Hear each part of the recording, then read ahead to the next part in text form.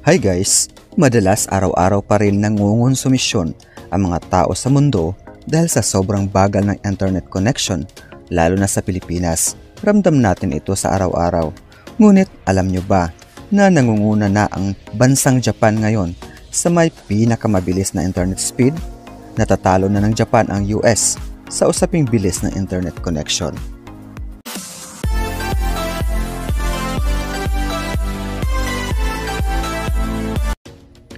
Ang Japan ay nagtala ng bagong internet speed record, 4 na milyon na mas mabilis kaysa karaniwang bilis ng broadband sa US.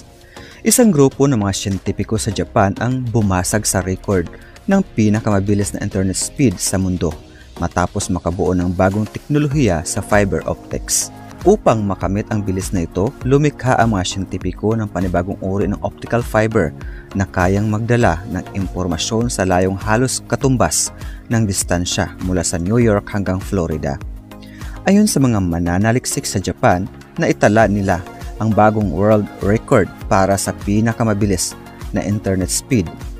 Nakakapagdala ng mahigit 125,000 gigabytes ng data kada segundo sa layong 1,120 na milya or 1,802 na kilometro.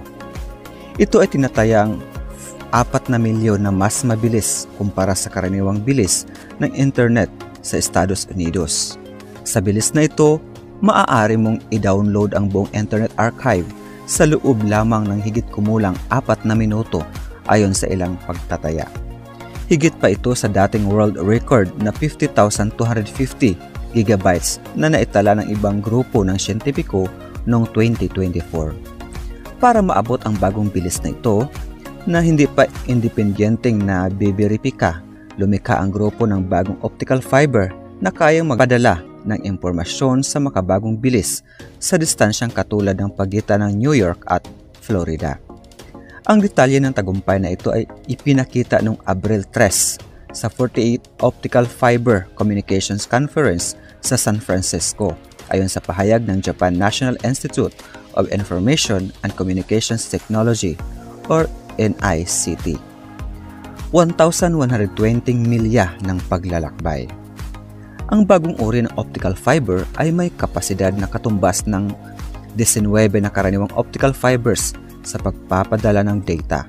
Mas bagay ito sa malalayong transmission kumpara sa mga umiiral na kable. Kaunti ang liwanag na nawawala na nagre-resulta sa mga kaunting data loss.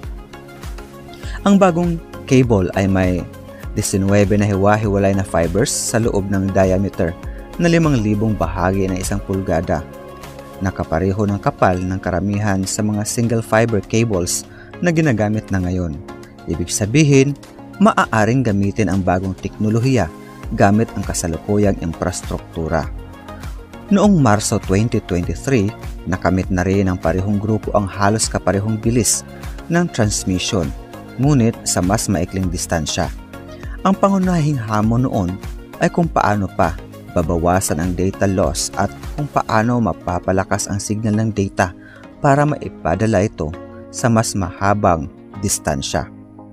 Ang paglutas sa mga hamong ito ang nagbigay daan sa mas malakas na signal, kaya't nakatawid ang data ng mas malayong distansya. Sa demonstration na ito, pinaikot ang data sa transmission system ng 21 na beses bago ito tuluyang naabot ng data receiver matapos maglakbay ng katumbas ng 1,120 na milya. Ang bagong record na ito ay nagpapakita ng pag-unlad sa teknolohiya para sa long-distance, high-capacity at scalable optical communication systems na maaaring makatugon sa lumalaking pandaigdigang pangangailangan sa data ayon sa pahayag. Inaasahan ang malaking pagtaas ng data traffic sa buong mundo sa mga darating na taon. Kaya, maaaring kailanganin ang panibagong infrastruktura sa komunikasyon.